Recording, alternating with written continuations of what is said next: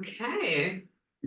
Guten Abend and good evening from the Karl-Schulz Library to your sofas and screens in Germany, in the US, and from wherever else you're tuning in tonight. Welcome to tonight's episode of the Televisionary Talk Club. My name is Sabine Pabletta, and I'm here with my colleague Renee Freudenthal. We have long worked together in the Cultural Program Department of the German American Institute here in Freiburg in Southwest Germany. And since 2022, so now 2 years in the go, we've also hosted the Televisionary Talk Club together. In this format, for all of you who don't know it yet or tune in for the first time, every month, every other month, we discuss a TV show that we loved or we hated, that made us laugh or cry, inspired us, or simply left us speechless or talking about it nonstop. For each episode, we invite one or two experts on our small live or, as tonight, online stage to chat about all the good, the ugly, the bad, and the ugly, as they say. Today's episode deviates somewhat from the norm because today we're not talking about a series, but for the first time, we talk about a movie. And more precisely, an adaptation of a best-selling novel of the same name, Leave the World Behind, a Netflix hit. And we're doing so with none other than the author of said novel himself. Welcome, Rumaan. Thank you. I'm just going to say a little bit about the novel and the author in the beginning, just so that people who haven't watched yet, we're also going to spoil a little bit probably, or haven't read the book yet, can follow us along. So Rumaan's National Book Award finalist, Leave the World Behind, was adapted by director Sam Esmail, who also done Mr. Robot, of course, the famous show for Netflix with Julia Roberts and Mahershala Ali in the leading roles. It topped streaming platform traffic rankings after its release, and it was co-produced by none other than Michelle and Barack Obama. So we meet Amanda and Clay in the book as in the movie, well-to-do middle-aged Brooklynites who want to spend a carefree holiday week on Long Island with their 2 children in a rented house at the end of the world in 2 senses, far away from everyday life. The house is amazing, the pool is too, but an early trip to the beach turns ominous when a giant oil tanker crashes onto shore right in front of them, apparently no longer steered by tech or humans. Then, in the middle of the night, an African-American gentleman and his slightly bratty teenage daughter suddenly appear at the door and claim that this house actually belongs to them. So they report that the whole of New York is in power outage darkness and that life on the East Coast has more or less ceased to be in action. So is the world coming to an end out there, unnoticed by this slightly oblivious family? At their vacation destination turned survival shelter with no internet, cell phone, or television reception, Amanda and Clay don't really know what to make of it. Can they trust these strangers? So Rumaan has written a modern classic, I think it's fair to say, a brilliant social novel that deals with burning questions of our time, the originality of our lifestyle, social status, racism, and a world that unexpectedly spins out of control. So how does this translate to the screen for viewers? What was it like meeting a movie star like Julia Roberts? We will discuss tonight. Rumaan writes for the New Yorker and the New Republic, amongst other publications. He's the author of 3 novels. I believe a 4th one is forthcoming in the fall in English. He teaches at Columbia. He's really good at Instagram and he likes oatmeal for breakfast. So good to see you, Rumaan. Thank you. I am really good at Instagram. That's important to include. That is important to include. So we wanted to start by asking you about the very beginning of this process. I mean, the novel, of course, was a big hit. It was on a shortlist for the National Book Award. Barack Obama read it on his summer holiday. I hope this was better than Amanda's in Place. But of course, not every shortlisted novel gets made into a huge Netflix movie production. So how did you find out that there was interest? What did you think of it, letting go of your brainchild and letting it wander into this huge Netflix studio?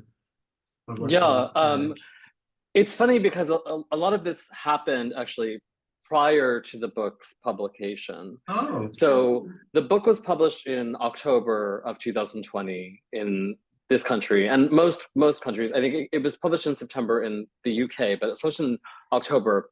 And so we had finished the book, and we had proofs of the book by I'm going to say April or May. And my agent, I have an agent at CAA in Los Angeles, which who specializes in book to film and television adaptation, and she's brokered a lot of really big. I think she handled Celeste Ng's work, which became Little Fires Everywhere, the television series with Kerry Washington and Reese Witherspoon. So she's just somebody who is she loves books. She's very connected to books and bringing books to the proper producers and directors in film and television. And so Michelle Weiner is her name. She was very fond of this book and had a feeling that that Sam Esmail would respond to the book. And so she got it to him in, I think it was May of 2020. And then I heard from her that he wanted to talk in June. So we had a conference call in June, Sam and I and some of his producing partners at his company.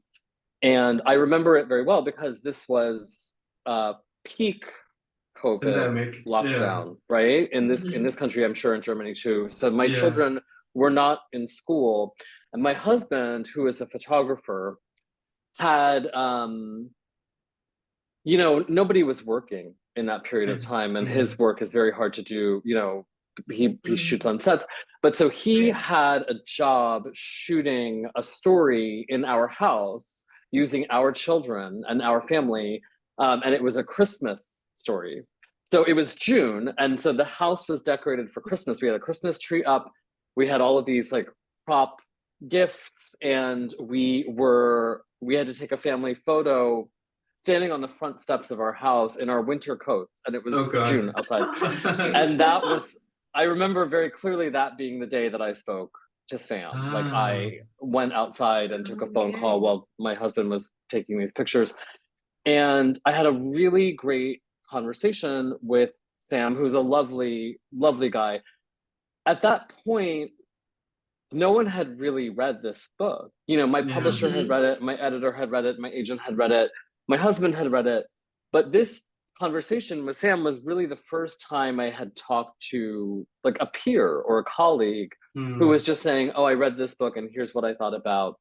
And it was a conversation that I would have with my friends who are writers who were saying like, well, what was the idea behind this? Or what were you thinking about? Or what were your inspirations? Like, have you seen this movie? Have you seen that movie? Have you read this book? Have you read that book? And we just kind of talked in this manner. And Sam was, he was clearly very fond of the book. And then he was also, when we had this conversation about influences and other things, it was so clear that he was engaged by that I said to Sam, one of the sort of touchstones for me was Who's Afraid of Virginia Woolf, which is a wonderful play, but also like a superb film. There's a great, the Mike Nichols adaptation is so great because you feel like you're trapped in this house with Elizabeth Taylor, and that like everything has sort of gone off the rails, and you just want to get out of there. And that was sort of what I wanted the book to accomplish, this feeling that the reader is trapped and you just want to get out of there, but you can't. And and Sam loves that movie. Everybody loves that movie. And so it was just fun to, we talked about Michael Haneke. I mentioned Funny Games as another film that like, there's something so baffling about that movie.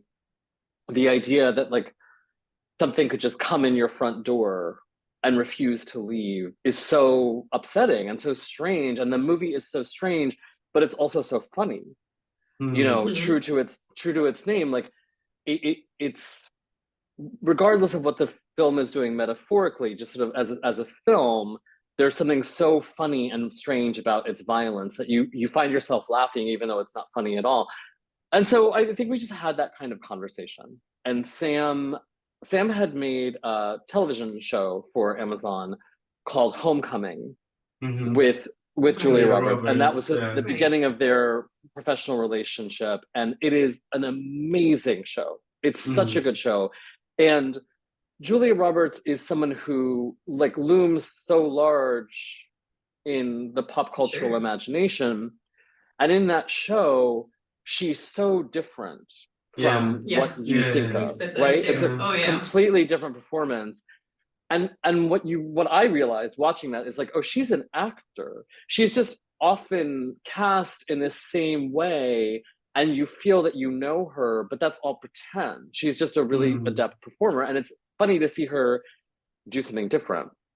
And so in this first conversation, Sam said to me like, oh, I want Julia Roberts to do this. And you were like, oh.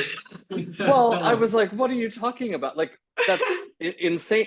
It's insane to me that, you know, of course she's a human being, but it's still strange to refer to her as just like someone you work with. Like, oh, we should get Julia to do this. I was like, what are you talking about?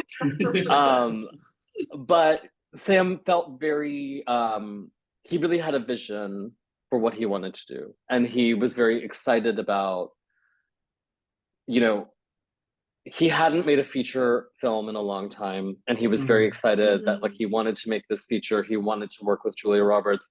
He had a sense of what he wanted to do, and I was so thrilled that, and I felt there was just something in the way that we spoke to one another that I was like, oh, this guy is, you know, he cares. He's an artist. He wants to do something thoughtful, and that was exhilarating to me. And so that was our initial conversation, was in June, and we had a deal in place by July. So it happened pretty quickly. And the book still hadn't come out. So the film was announced in July and the book was published in October. Crazy. That is amazing. And so because you saw like the vision that the director had, that this was something, okay, you could let go a little bit, and like, because like making a film is also a creative process in a way, of course, that is different from writing a book. But so I wonder how much like you could let go and give him like the creativity that he maybe needed to make a film from the book.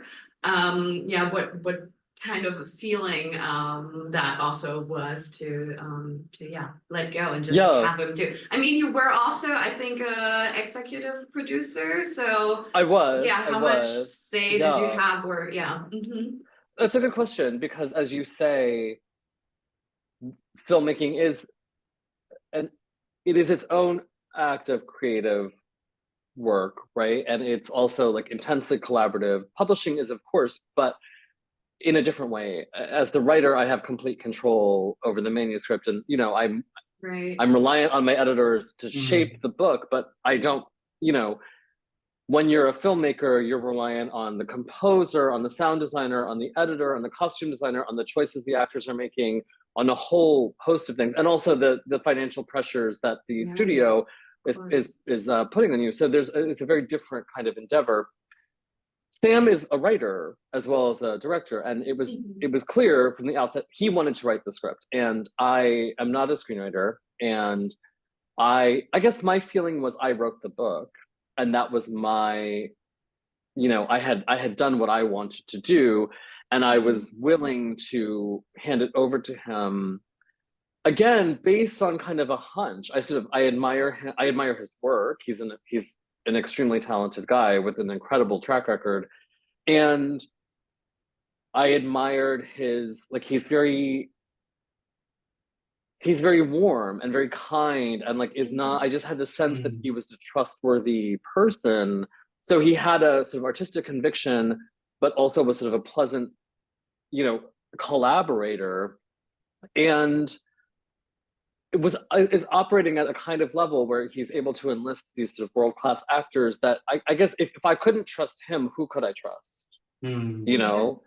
And I had to cede control because I'm not a filmmaker. If I wanted an adaptation to exist, I would have to do it myself, and I'm not in a position to do that. And so, you know, this is what writing books is what I do, and making movies is what he does. And I think when I thought of it in those terms, I never really worried about it, to be honest with you. I was like, it was very plain to me from the outset. I have plenty of colleagues, of course, who are novelists and you know, and even screenwriters who have had a less than ideal experience with adaptation or with creative work because of what I'm describing, that like there are pressures from the studio, there are, you know, working with an actor who's in demand is very difficult. Like it's hard because their schedules are determined 2 years in advance. They're available for 20 days and that's it. Then they're on the plane to Bali to shoot another movie, and that's all, you know, that's all you get. Like, so there are all these, you know, considerations, and so it's no wonder that things often go wrong for writers. But happily, that hasn't been my experience. In fact, I feel like almost the opposite happened, where everything kind of went perfectly because the actor he wanted to work with the most was in place. Julia produced the film as well. She was very committed to the movie. He assembled this extraordinary cast, you know. So my trust was really warranted, right? Like based on his track record and his ability. And then he really delivered by assembling this incredible cast. And, you know, I read the script. I read the script actually, I think that summer, and I loved it. And I was like, this is great. Like it's an act, it's almost an act of interpretation more than it is an act of adaptation. But I feel like, again, I had already made that determination that I was not going to try to control the experience because I couldn't, because I had already written the book, you know? Yeah. So we had you on in 2021 as well for regular online reading in our Transatlantic Tuesday series, which was like the cornerstone of our COVID programming. And I remember talking about the themes of the novel in with regard to the apocalypse, of course, that it deals with, this catastrophic future that suddenly breaks into this holiday vacation mode of the family. And because there are differences, of course, between the book, which is very skillfully ambivalent, and you don't really know what's going on at all outside of this house up until the very last pages. The movie had to be, I guess, please correct me, a little bit more concrete.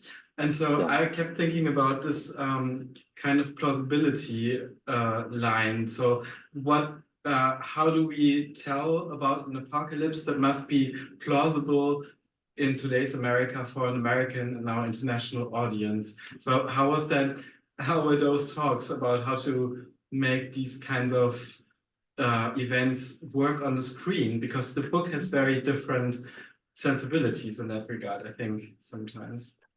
Yeah, I think that's right. I think that so the tools at my disposal in the book are language, and the fact that like the book can kind of do anything. It can say to the reader, and it does pretty early on, like early in the book tells the reader, oh, these characters don't know what's happening, but you, reader, I will tell you. Which is something that a film, I just don't know how a film would approximate that particular choice. And so I think what Sam does is use the tools of filmmaking, of spectacle and event, to suggest. So it's sort of like, I think you described earlier that early in the film, a boat crashes onto shore. That doesn't happen in the text, but I think it accomplishes something similar to what the language in the text is doing, which it shows you that something is wrong. And I think when you read the book, it's very clear from the outset that something is wrong because the book sounds a certain way. And I just don't know that film can operate with that degree of subtlety, or, you know, or this film couldn't, right? This film made different choices. But when I watched the film for the first time, I really felt like all of those big plot choices that Sam had made were ultimately in service of the same objective, which is to make, like, the film wants you to feel, I think, exactly as the book wants you to feel, which is unsettled and uneasy and uncertain and you know, a little bit lost. And I will say that it strikes me even now that that's very unconventional for a film with this kind of budget and with these kind of actors. That the film, although it offers something more concrete than the novel does, it doesn't really offer you a lot, and it ends in a way that is really, when I read the ending, and then when I saw the ending, I was like, this is absolutely perfect, because it's totally baffling and totally strange, and exactly, to me, in the spirit of, like, my book ends with a question mark. It ends on a question, and I feel like the film similarly ends on a question, and it makes my hope, you know, reading is a private act. I'm not there when people are reading it, but my hope is that when they get to the end, they kind of want to talk to someone. They want to say, like, oh my God, I need to discuss this with somebody. Definitely. And when the film ended, I saw a screening with my husband, and when it was over, I looked at him and was like, oh my God, I have so many things I want to talk to you about. Like, what just happened? And that, for Sam to sort of accurately translate that experience, to me, seems so artful, you know, like really striking, and also so different for again, for all of these actors, right? I've never seen a Julia Roberts film that ends in this way, that deploys her in this way, and that was so thrilling. It's also super interesting. We talked about it earlier, and now that you mentioned it, like that he had to also, or couldn't maybe use the subtleties that you sometimes put in the language. But what I actually found was he does it like in two events. I think he does it when he shows the viewer when everybody is in bed one night and the TV is still on, and it briefly blinks and says cyber attack on the US or something similar, but nobody sees it, just the viewer knows, oh, it's a cyber attack. Okay. And he does it again, which is really interesting, when Clay is on the way to town, and the radio is on, but there's no signal, and he gets out. I think he wants to take a smoke or something. He's out of the car, and for a split second, the radio turns on and says also something about a cyber attack. And I found that really, like what you said, that was really well done and very subtle, and almost unrecognizable. And even to me, I was like, I recognize it, but I was not sure what to make of it. And now that you said that this was basically your attention, the reader knows more than the people, the characters, and I think that's beautifully done in that way. I think too. in a way that supports this sort of reading that, like, actually the film is quite faithful. It's using its tools, which are a different arsenal, but it does them in service of something. Like, I would also add to that, the sound design does something, like a book doesn't have any sound, but the sound in the film does something very unsettling, and so does the score. The score is so beautiful. And also the way the camera moves. There's a shot when they arrive in the house and the camera kind of sweeps up the stairs and you're sort of bent over, and it's very disorienting. And it creates the same instability in the viewer that I hope that the text creates in the reader, where you're reading a book, especially in the early chapters, you're reading a book that's just about a family going on vacation, and yet you can't shake this feeling that there's something wrong, because the language and the metaphor are telling you that something is wrong. And my hope is that it's happening beneath your notice, but that it is still present, and you still sort of sense like, oh, there's something unsettling and strange about this book, and you're sort of trying to figure out what it is. Yeah, and there's a lot, the movie delivers that pretty well. There's also a scene where Julia turns on the lights outside, and you can see there are all these deer outside, and she turns the lights off. She doesn't see them, but the viewer No. sees them. Yeah. And it's so this wonderful experience where you as the viewer are privy to something that even the actors or the characters are not. Yeah. That's true. What's very interesting to me with the deer is that I think, correct me if I'm wrong, Rumaan, but in the book, the kids see the deer first. Yes. I think it's Rose, she sees Yeah. the deer, and I find that a very, like, that is her moment, and it's like, it's away from the adults. It's like, she is sort of the innocent child still. They still refer to her as the baby, sort of. And Amanda does. I find that very beautiful, and what struck me a little bit, or I was a little bit like, I don't know about this, is that actually in the movie it is Amanda who sees the deer. Like, it's the adults who see the deer first, and then they never see them again, right? Rose sees them at the beginning, but she doesn't tell anybody. Yeah, she doesn't tell anybody. The deer. I thought the deer were so well done in the movie, and they're so scary. And again, it's sort of like this funny thing when you see it depicted on the screen, like on the page. It's unsettling and it's scary, I hope, to me, but like it sort of departs from reality.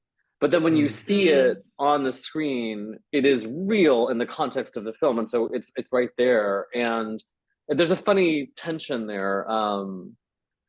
I think a film can be scarier than a book in some ways, because it's sort of, in the book it's all in your imagination, but on the film it's sort of concrete in a different way. We also, just in the beginning, I talked a little bit about the book as a social commentary. Of course, that was important to reviewers of the book as well. It comments on racism, on classism. There's lots of, well, worlds colliding in some ways, not just outside the world, inside this house as well, with the knock on the door in the night.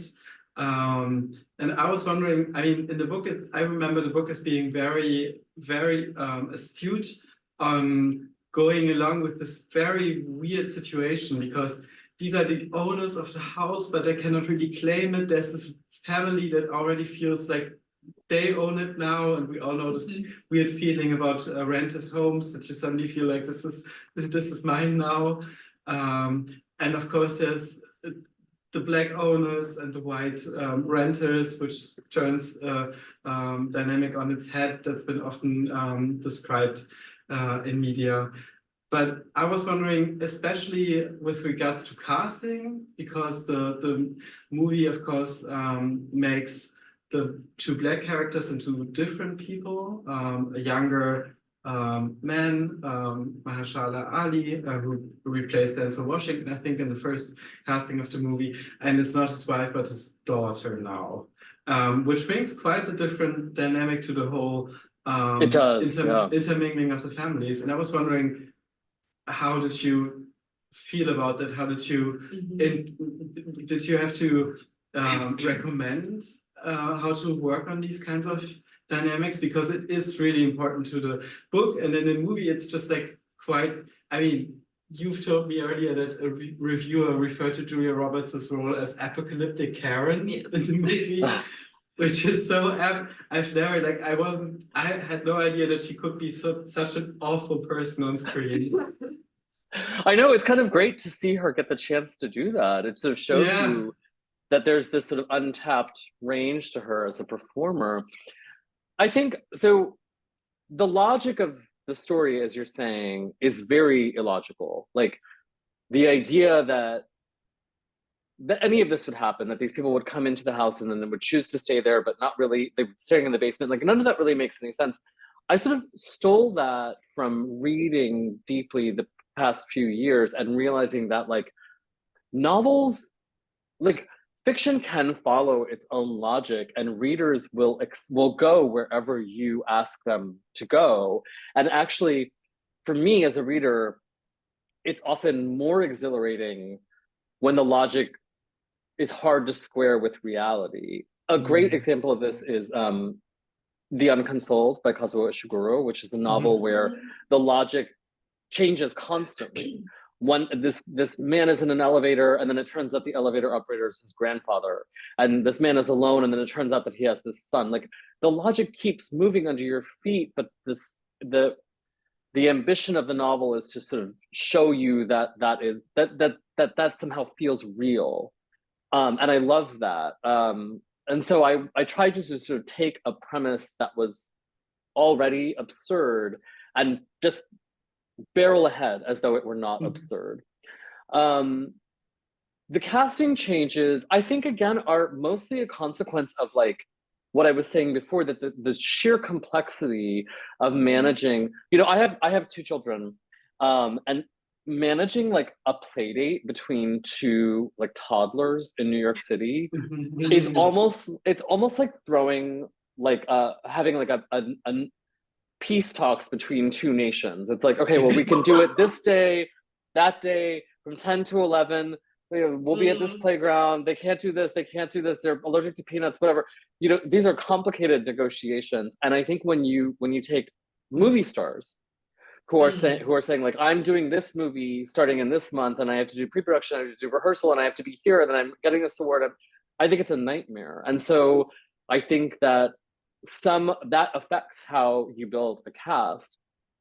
Mahershala Ali is an incredible performer, and I think Sam saw something in him that he reconceived the character around this actor's strengths. And Sam has spoken of his fondness for Hitchcock. There's a lot of Hitchcock visual reference in the film, and Mahershala Ali does kind of feel like this great Hitchcock everyman. Yeah, true. Sort of like masculine and capable, really handsome, really just sort of like stoic and perfect. And I think that that's a sort of a strength of the adaptation. And with respect to Ruth, I conceived of the book as being about this older couple, a middle-class family dealing with an older couple. And I would have loved to have seen a Black actress in her 60s get to do this meaty thing. However, I thought Mahala's performance, if she were not such a good actor, I might have been disappointed, but she's such a good performer. She's so young. She's so young. I said this to her. I was like, you are a young woman. To watch you go toe-to-toe with the most famous actress in the world is incredible. Incredible. Yeah. Like, she really does it. And I think what Sam felt about adjusting that role to be a daughter instead of an older woman was that it allowed the film to talk a little bit about generational difference in the other direction. So she's kind of like a surrogate for a millennial point of view. And so that it changes the text, it changes some of the texture, but I think it enriches it. And I think, again, she's such a great performer that, like, when I watched it, I was like, this is amazing. You know, she's not an unknown. She's in a TV show called Industry. She's in a really great episode of Black Mirror. And I loved watching her. So yeah, it's a great performance in that episode. So it's just great. It's fun to watch. It's fun to watch an actor really like dig in and do something. So maybe a little bit going from there, from the actual people impersonating what has been in your brain in the beginning before you write it down. I was kind of struck about the aesthetics of the movie as well. Not just that you are really aware of what the camera does, and I'm not always aware of that in movie, I have to say. I might be a bit oblivious sometimes, but I was really aware of this destabilizing effect that the camera had, and the very elegant shots, and the whole dynamic and verve. At the same time, it is a very interesting, it is really Netflix pop in a way. Like, the colors are really strong, and it's a really colorful, strong movie. And I felt that it is kind of interesting that you and the crew didn't go for like this classic dystopian Blade Runner palette of colors. I agree. Yeah, Sam is a much more you know, he's a more interesting filmmaker than that, I guess. Like, I don't disagree. I think the production design is very thorough and very thoughtful. Like, when the film opens, there you see Amanda and Clay in their bedroom in Brooklyn. It's quite lovely, but it looks a very specific way, especially to someone who lives in New York City. It's like I've been in this apartment. I know what this. I can hear the creaky floors. I can see the blue, you know, and the wall is this beautiful shade of blue. And then when we see them in the house that they've rented, the palette's a little different. It feels more polished. It feels more sophisticated. And also, I don't know if you noticed this, but it changes. So in the master bedroom in the house, they're in front of a photograph, a print of the waves of the sea, and it changes. Later, when we see them again, it's a different piece of art, and the waves are bigger. So there's these very tiny. The art direction is doing these very small things to keep you on your toes, and you don't. It's, you know, as you said, Renee, you don't always. Sometimes you are oblivious to these choices, but also you're not. Like, your eye is sort of taking them in. They're operating whether or not you realize it. I don't know if you saw Zone of Interest, Jonathan Glazer's new film. I want to, yeah. Oh, extraordinary movie. But we were when I saw it, I realized something, which is that the camera only moves like 2 times. And I didn't know that he had shot some of the film on stationary cameras embedded inside of a home. So when you see the characters walking, they're moving, but the camera is not. And then later there is one sort of pivotal scene where Sandra Hüller is walking and the camera is following her, and it feels very different. And you do notice it because you're like, oh, it's weird. I'm actually following her moving as opposed to being trapped inside this house with her. So these choices that filmmakers are making, it's sort of like when you're in college and you read Middlemarch or, you know, Oliver Twist or something, and your teacher is pressing you about like a very specific word choice. And you're 19 and you're saying, oh, that doesn't mean anything. Or it just means what you want it to mean. You're finding something where there isn't anything. But I don't think that's true. I do think there are these layers of intention embedded in all these small aesthetic choices, regardless of whether or not the writer chose them or, you know, the director of photography chose them. They sort of they are part of what forms the whole, you know, the music, the way the camera moves, what different props are, you know, even the art collection. Like, the production designer worked with an independent curator on the art collection that's in the home, and it represents, or a lot of well-known Black American artists are represented. And you don't necessarily need to know that, or you may not even notice that, but it feels accurate, or it tells some part of the story, and the viewer who does recognize it, who says, oh, that's a Glenn Ligon, that means something very specific to them. And so that's sort of what I love about art, is that it sort of becomes this thing that can mean anything to anyone. Yeah, it's very great. And it also it translates really well. Like, what I really loved about your book is that you very elegantly build sort of a calm panic.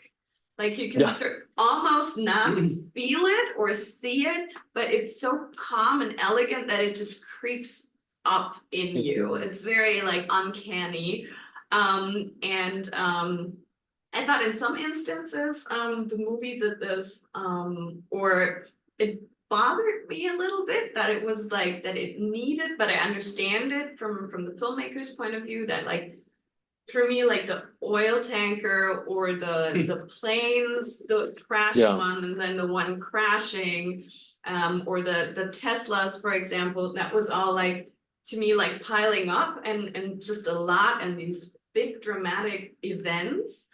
But at the same time, it was also so, it's a very clean film in a way, and that also, like, it's seems arranged sometimes, it's glossy sometimes, but that also brings in like this calm Yeah. sort of, Yeah. I think. So It's it's I a don't nice disagree. balance. It's funny. I like, again, the tools that I have at my disposal Right. are just words. And thank you. That's a kind assessment of what I was doing. And the way that I did it is not really in the plot, it's just in the words. So Yeah. there's a lot of language in the beginning of the book. It can be very verbose. And there's certain like word choices that are sort of like, you sort of pause and you think like, well, what does that even mean? And it does this thing to you as the reader, I hope, that makes you feel like a little uncomfortable or a little like, what are you talking about? Like, why is this written this way? You catch it, you notice it. I agree. I don't disagree that the cinematic gestures that are equivalent are big, right? The cars crash, the boat crashes, the planes crash. But what is interesting about the way those things happen is that they don't entirely work the way they would in a more conventional film. True. Right? Like yeah. the plane crash, it's like you see the debris of a plane crash and you're sort of baffled. And then you hear this sound and you understand that another plane is going to crash. And then he runs away from it and you don't really see it. You just see there's something about the way that Sam executed on these things that feels a little disobedient, a little like he's attentive to the demands of the form, but wants to do it in his own way, which I loved, and sometimes when you're watching a movie, I don't know, it's like if you watch, I don't know if you saw Mission Impossible, the last Mission Impossible, which is so long and so dumb, but sometimes you just need a movie like that. You just need the plane crash, you need the set piece, you need the car chase through Rome, like it's sort of Then satisfying. it's also like loud and all of that. Like in these movies, it's loud, it's a lot, messy, it's busy, it's messy, it's like that's true. All together. And this is just it's so eerie and clean, and there's barely any people. Like the beach is the most crowded scene. Like there's nothing. I was just gonna say that. An apocalypse to me is like messed up streets, like where there's a traffic jam, there's cars everywhere, there's people running around not in order, but like not knowing what to do. And this is just all so clean. It's quiet. There's nobody. It's true. There are barely any performers in the movie, and I think that is that goes a long way, because you on some level you notice that you're attuned to watching a certain kind of disaster. You're attuned to like watching Titanic, which is like thousands of people in it, even though a lot of them are just sort of, business on the screen. It's very strange that this movie has nobody in it. And that's part of what is so scary about it, And it's also a big part of the reason that it was able to get made, because they made this movie under very strict COVID protocols, because they shot the film I think they were in production in 2021, and then they were shooting in 2022, when it was difficult to make a movie because there's just a lot of complexity. And I think that sort of helped them make the movie, but also informed how the movie feels. I was also, especially in regard to what Sabine just said, thinking about time in the movie and in the book as well, because it's also kind of an unconventional choice to just describe such a short period of time during an apocalyptic event, because I mean, these kinds of things loan themselves so well to just showing an epic stretch of time. And we've just seen that on The Last of Us, for example, which we also talked about last year, which shows the very beginning of an pandemic, and then we go like 10 years from that and see what has happened in the meantime. And that's part of what's so scary, but also daring in the book and also in the movie, that this just doesn't, like, we don't get to see that in a way. Like there's the movie very much ends on question marks as well. We were just talking about that earlier this afternoon, because I had to rewatch the ending because it was so puzzling to me, and I wanted to have like a clear head talking about it. But the bombing scene in New York, when the two women, Julia Roberts and the daughter figure, watch what's happening from afar in New York City, and there's a bomb going off and you hear gun noises. That's basically the only way we get to see what's going on outside of that place. Yeah. Like in a very mid-distance, and also like a preview of what could be happening from now on. Like, because now we get this vision of maybe civil war, there's like a rogue army, and we can imagine what's gonna happen to New York City in 5 years, maybe, when this has all happened. But is that like, could you have written the book, and could the movie also have gone in a different direction with that, or was that essential to you? And to well, you know, the book is about, to me, the scariest thing in the book, like I always thought of this book as a work of horror. Yeah. And that the ghost or the monster is uncertainty. And so that's why the timeline is so tight, because the scariest thing is that you don't know what's going to happen. They don't know what's happening to them. You don't know what happens. The book ends, it hasn't told you anything about what's happening. And that is very scary to me. And that is sort of what the book is talking about. Again, the film has to kind of conceive of it a little differently because of the demands of filmmaking. But you still don't really know what's happening. You have suggestions that you can maybe piece together, but I sort of describe it as doing a jigsaw puzzle that's missing a lot of the pieces. You can't really, no real picture emerges. And even in that scene that you described, the sort of closing scene where Amanda and Ruth have seen something, the camera is tilted on its side. And so it's not that they have a clear perspective on what's happening. And I think the film is suggesting to you that they don't. And that isn't the closing shot of the film, right? The closing shot of the film is something quite different. And that reminds you again, I think, to me, the way my book ends, the last line of the book is, you know, amid all the uncertainty that I've just described and all these red herrings and suggestions that something is amiss, the book simply says to you, the reader, like, they don't know what's going to happen. This could happen, that could happen. There could be thunder, there could be bombs, but that's true of isn't that true of every day?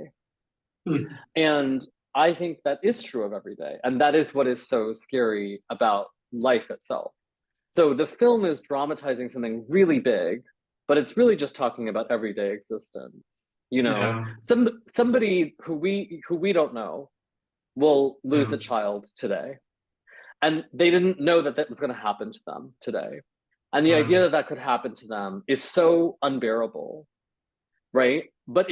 And that could happen to you. It could happen to me. It could, you know, but you can't proceed through life feeling that way, because if you did, then that would be sort of a mental illness or paranoia. Like you would never you would never accomplish anything in life. And so that's just the bargain of life. It's like, we don't know what's going to happen, but every day we get up and like hope that the universe obeys the logic that we believe it should, but we don't know.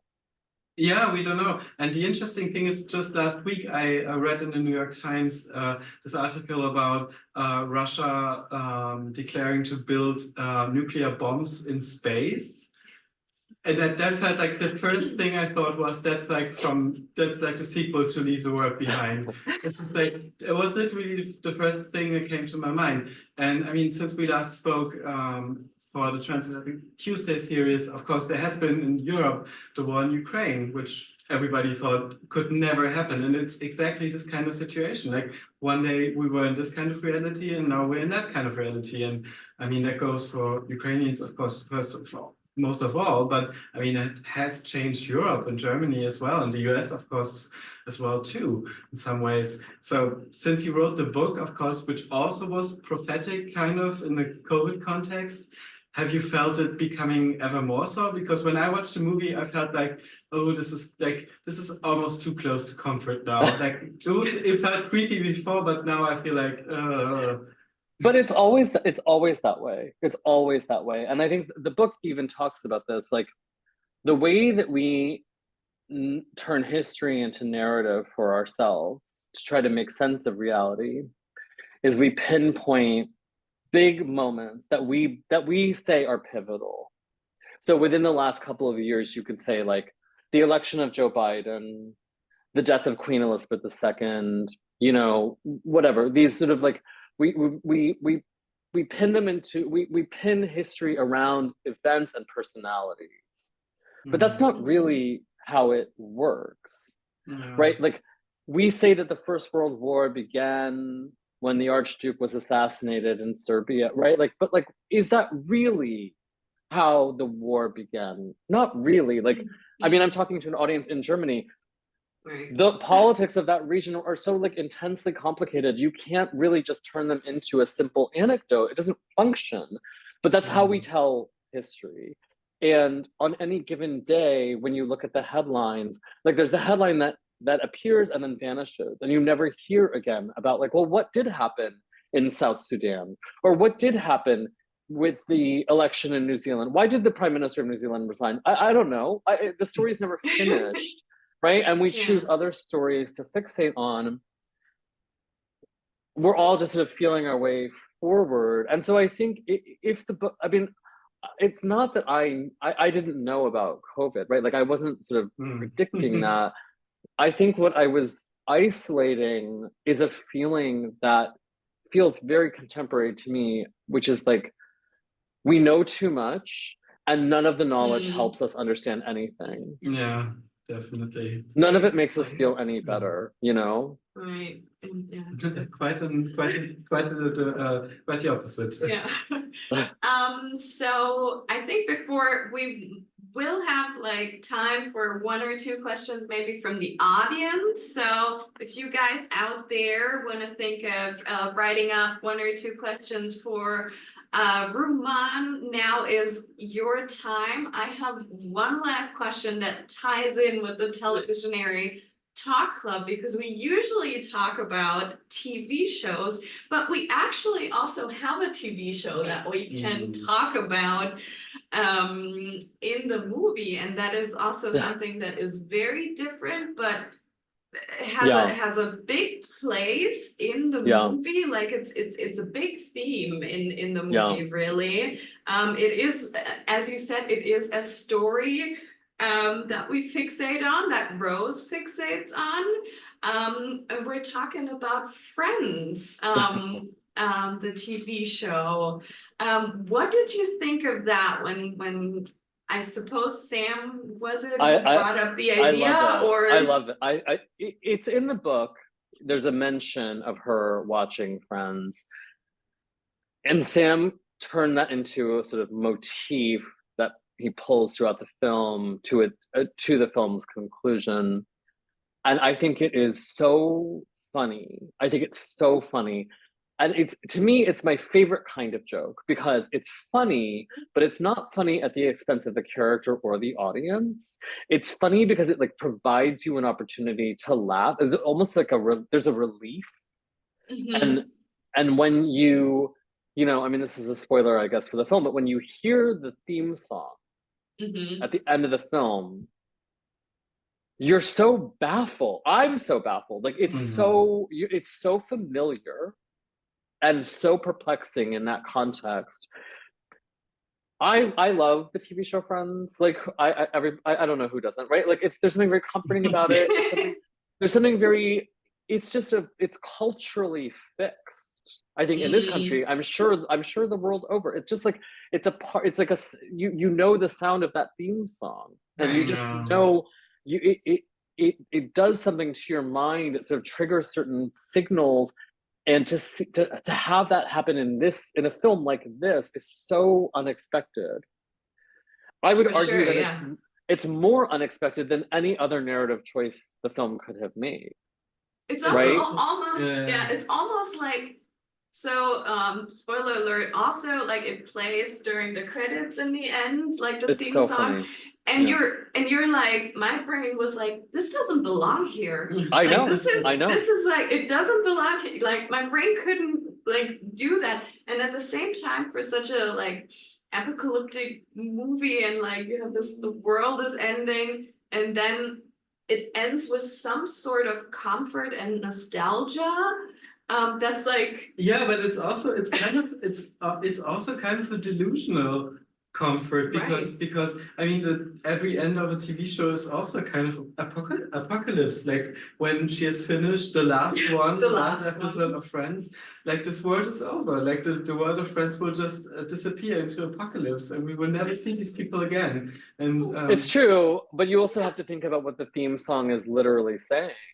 You know, the literal words are "I'll be there for you," and in the context of a film in which we're watching these people who don't know each other and are kind of tossed together and then kind of reach some kind of, I was going to say détente, but it's almost warmer than that, because in the end, it's a GH who kind of sticks up for Archie, and it's Ruth and Amanda are alone together. They're not embracing, they're watching something, but they don't hug or anything like that, which is, I think, what most narratives might do.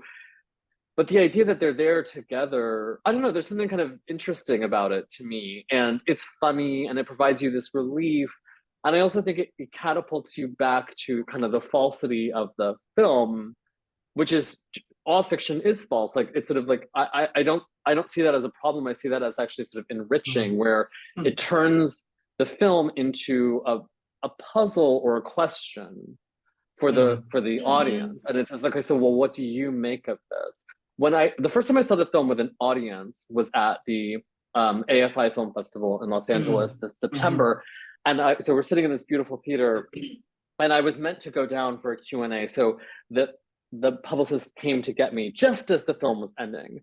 And I was walking down the aisle as the theme song from Friends is blaring through the audience. And I could feel something in the room. I could feel a sense of like relief, but also confusion. And I love that. I love that. I think it's very unusual for a big American Hollywood film with huge movie stars to respect its audience enough to say, like, okay, what do you think? To put it back in your hands. You know, I described earlier, like, Zone of Interest, fascinating, beautiful film, but small independent film by like a very small, independently minded director that is baffling. And, you know, you expect that gesture from that kind of film. You expect a movie like that to say, I'm not offering you something simple. But when you see movie stars of this caliber, at least in this country, we're accustomed to expecting slightly less from those entertainments, which isn't a bad thing. I just told you I loved Mission Impossible. Like, sometimes that's what you want out of a film going experience. But I think it's really a testament to Sam's talent that he was willing to make something more provocative, to use this budget and this talent in service of something that's more discomforting and provocative. If I may pose you a question from the audience, because there was a question about what the Obamas actually contributed to the movie. And if I may add to that, what was it like to meet Julia Roberts? We cannot finish before we know. Oh, yes. All right, I'll tell you about the Obamas, then I'll tell you about Julia Roberts. The Obamas have a production company called Higher Ground, which is, I think, has a deal at Netflix. And I think that what they provide is sort of like the production muscle. I wasn't totally involved in that, but I do think that the president did work pretty closely with Sam and did sort of tell him, because the president had read the book, and they were able to talk about like what he had liked in the text and what he thought the film could try and accomplish. That's between them, and so I'm not really privy to what they did, but I know that Higher Ground, the Obama's company, was really helpful in, like, again, I think that production of films is like this complicated, like, multiple parties, multiple powers, multiple interests, and I think it's sort of like it helps to have a powerful production company involved in getting a film made. Julia Roberts, I'm 46, so I'm old enough that Julia Roberts has been famous basically my entire life. She's just a few years older than me, right? But she was famous when she was so very young, and she is also. I had asked Sam once when I went to the set when they were shooting, and I was talking to Sam, and Sam said to me, directing Julia is like directing Elizabeth Taylor, or what he imagined it would have been like to direct Elizabeth Taylor, because you're directing a performer, but a performer who is so associated with persona and brings such a history of that persona to everything that she does that it's impossible to look at her and not see that. And that is, I think, such an interesting and astute statement, because Julia, when you look at Julia Roberts, what I look at her, I see My Best Friend's Wedding, I see Pretty Woman, I see Steel Magnolias, right? These sort of like, this is an overused word, but like this iconic performer. And to see her push past that and actually perform is really fascinating. To see her in person. So she supplanted this sort of, like, I had this vision of Amanda, not a concrete vision, but, you know, she belonged to me. And now she belongs to Julia, you know? And I met her on set another day. I was with my whole family and they were shooting at the beach. We're in that shot. My family's in that shot. We're at the beach. And so we were waiting and the stand-ins had come out while they got the shot right. And then the stand-ins were dismissed and the actors came out. And the assistant director said, the first AD said to them, like, oh, the author is here. And they were all like very excited and like came over to say hello. And Julia like comes up to me dressed as Amanda with Ethan Hawke dressed as Clay, people that I made up, right? People who are stand-ins for me and their two children who are stand-ins for my two children. And they're like, hey, and Julia said to me, like, are we what you pictured? And I looked at her and I was like, no, you're Julia Roberts. Like, I would never have pictured, if I had pictured this, I would have been delusional, right? Like, that's not how it works, but it was so startling to see. And it's the kind of thing people say about famous people all the time. The power of her charisma is extraordinary. She's very beautiful, but like looks really different in person. Like the camera just loves her or something. Like there's some alchemy between her face and the camera where she really comes alive. And you know, to my children, it was so wonderful to see it sort of through my children's eyes, because to them, she's just some lady who works with their dad. They don't know who Julia Roberts is, you know. God. Yeah. And I really loved that, and I really loved that she and Ethan and Charlie, who played Archie, and oh god, I'm blanking on her name, the young woman who played Rose. They were just so like sweet and so excited and so thoughtful, and you know, I loved seeing what these actors did to make this thing that I had imagined privately 5 years ago into something public. Like, it's just, I'm so touched by their effort and their ability and what they did to make that come to life, you know? Okay, I think there are no more questions from the audience. I would say thank you very much, Rumaan. Thank you. This was a great talk. Yes. It was such a pleasure and so much fun. So thanks for taking the time. Of course. Also, thank you to the audience in the background for joining us tonight. And yeah, have a lovely day, Rumaan, because you still have all day ahead of you. And to everybody else, have a lovely evening. Thanks and bye. Thank you. Thank you so Good night. much. Bye. Bye.